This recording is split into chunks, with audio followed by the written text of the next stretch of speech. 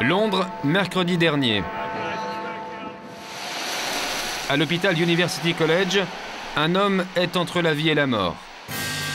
Il est russe, s'appelle Alexandre Litvinenko et a 43 ans. Voilà auparavant à quoi il ressemblait. Mais quelqu'un l'a empoisonné avec une mystérieuse substance radioactive.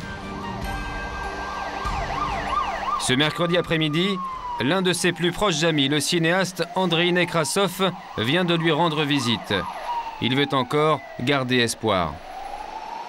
Il y a une chance qu'il s'en sorte? Oui. Et je crois qu'il a mal. Il a mal parce que de temps en temps, il crie. C'est vraiment effrayant. Parce qu'il est quelqu'un de très fort. Il est toujours très sportif, très fort. Et de voir comme ça, mince, parce qu'il ne mange pas, il ne peut pas manger. Il ne mange pas depuis 20 jours. Qui a fait ça? Qui a fait ça? Parce que c'est l'empoisonnement avec radiation qui fait énormément de douleur. C'est vraiment un processus très lent. C'est du sadisme, vous savez. C'est pas un meurtre comme ça. L'affaire fait le tour du monde, car Alexandre Litvinenko n'est pas n'importe qui. En 1998, cet agent des services secrets russes, ici au milieu d'autres officiers, sort de l'anonymat et dénonce publiquement sa hiérarchie. C'est un fait rarissime.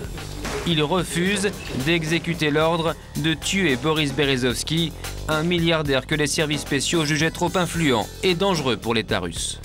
Les services secrets utilisent des méthodes contraires à la Constitution pour assurer la sécurité de l'État. Litvinenko déchire sa carte du FSB, l'ex-KGB, et fuit la Russie pour gagner l'Angleterre. À Londres, il se fait aider financièrement par celui qu'il avait refusé d'abattre, Boris Berezovsky, lui aussi en exil. Reconnaissant jusqu'au bout, l'homme d'affaires lui a d'ailleurs rendu visite chaque jour à l'hôpital la semaine dernière. Bref, Alexandre Litvinenko est devenu la bête noire du Kremlin. D'autant plus qu'il publie des enquêtes où il critique sévèrement les autorités russes et en premier lieu le chef de l'État Vladimir Poutine. 2 semaines seulement avant son empoisonnement, l'ex-agent secret n'a d'ailleurs pas hésité à accuser Poutine d'être à l'origine de la mort de la journaliste russe d'opposition Anna Politkovskaya, assassinée le 7 octobre dernier à Moscou. On me pose la question, qui a tué Anna? Eh bien, je vous réponds, c'est Vladimir Poutine. Pour ces gens-là, Anna est une ennemie politique, c'est pour ça qu'ils l'ont éliminée. Et tout ça sera découvert lorsqu'on changera de régime en Russie. Des propos courageux. Mais 2 semaines plus tard, le 1er novembre, Alexandre Litvinenko sera empoisonné. Comment s'est déroulée cette journée fatale? Dans la matinée, l'ex-agent secret se rend au bar d'un palace londonien. Il a été contacté par 2 Russes qui souhaitaient le rencontrer pour affaire. 2 Russes, dont Andrei Lugovoy, un ancien espion du KGB comme lui. Les amis d'Alexandre soupçonnent cet homme d'avoir peut-être profité d'un moment d'inattention de la victime pour lui verser le poison radioactif dans sa tasse de thé.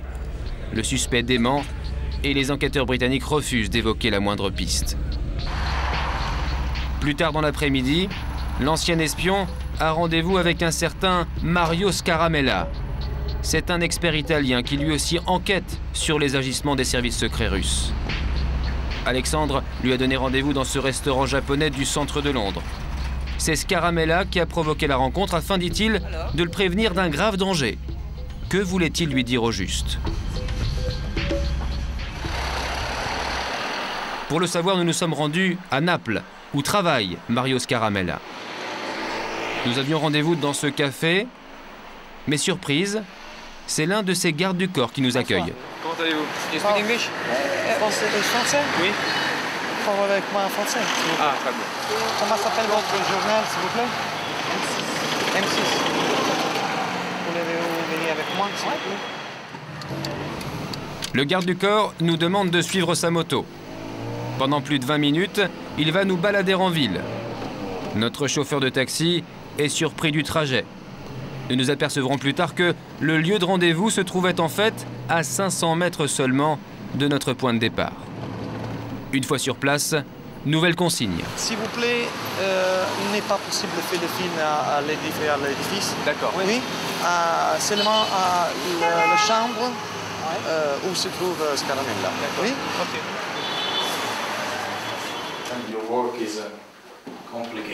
S'il est ainsi protégé, c'est que Mario Scaramella a de bonnes raisons d'être inquiet pour sa sécurité. Son nom, ainsi que celui d'Alexandre Litvinenko, figurent en effet sur une liste noire d'ennemis de la Russie, une liste d'hommes à abattre. Et c'est précisément ce document qu'il voulait transmettre en main propre à Londres à l'ancien espion. Je lui ai dit, Alexandre, j'ai reçu ces menaces. On dirait un vrai film d'espionnage, avec des gens qui viennent de Moscou pour nous trouver en Europe, avec plein de détails, un scénario très dur. Toi, tu es un ancien officier du KGB, donc s'il te plaît, vérifie si on doit prendre ça au sérieux ou non. Et il m'a dit de ne pas m'inquiéter, mais qu'il allait quand même tout vérifier. Un travail de vérification qu'Alexandre Litvinenko n'aura pas le temps d'accomplir. Quelques heures après son déjeuner au restaurant japonais, il est pris d'étranges malaises. Très vite, Alexandre va être hospitalisé. Son état va empirer de jour en jour, une agonie longue et douloureuse. Au laboratoire d'analyse, on ne comprend pas. Il faudra de longues recherches avant d'identifier le poison. Ils n'ont jamais vu ça, c'est du polonium-210, une substance radioactive qu'on peut facilement administrer à quelqu'un sans qu'il s'en aperçoive. Il est possible d'ingurgiter une substance radioactive. C'est un produit qui ressemble à un produit quelconque. Probablement, c'est une poudre blanche, peut-être une solution. Et alors, ça émet de l'énergie pour donner de l'énergie à des cellules et les tuer de manière extrêmement spécifique. Jeudi dernier, 3 semaines après son empoisonnement, la nouvelle tombe. Alexandre est mort. Sur le parvis de l'hôpital, son père évoque à sa manière l'empoisonnement radioactif dont l'ex-agent secret a été victime. Mon fils est mort. Et c'est une petite bombe nucléaire qui l'a tué. Une bombe si petite que personne n'a pu la détecter. Le régime russe est un régime criminel, dangereux pour le monde entier. Et c'est ce régime qui l'a tué. Le Kremlin a-t-il voulu la peau d'Alexandre Litvinenko? Depuis Helsinki, où il participait avant-hier à un sommet Russie-Union européenne, Vladimir Poutine a formellement démenti. Il est vraiment dommage qu'un événement aussi tragique que celui de la mort d'un homme soit utilisé à des fins de provocation politique. Mais à Londres, Oleg Gordievsky, lui, n'a aucun doute. Cet ancien chef de la cellule anglaise du KGB, passé du côté britannique dans les années 80, reconnaît bien là la signature de ses anciens patrons. C'est un crime terrifiant, commis sur ordre du patron des services secrets russes. Et cela avec l'accord du président Poutine. Cela signifie que la Russie se remet sur le chemin des assassinats politiques commis à l'étranger, comme au temps des bonnes vieilles méthodes de Staline. Et qui est le prochain sur la liste, d'après vous? Le prochain, ce sera Zakaïev ou Berezovski. Boris Berezovski, le milliardaire russe. Et Ahmed Zakaïev, ici à gauche. Ce leader indépendantiste tchétchène est recherché par Moscou. Lui aussi est exilé à Londres. Lui aussi était ami de Litvinenko. Ça ne sert à rien d'avoir peur. Ce n'est absolument pas une garantie pour votre sécurité. Vous pensez pouvoir subir le même sort que Litvinenko? Ça peut m'arriver, mais si vous mettez à critiquer la Russie dans vos reportages, ça peut très bien vous arriver à vous aussi. Les obsèques d'Alexandre Litvinenko n'auront pas lieu tout de suite. La police veut encore faire des examens sur son corps et trouver d'ultimes indices pour résoudre enfin le mystère de son empoisonnement.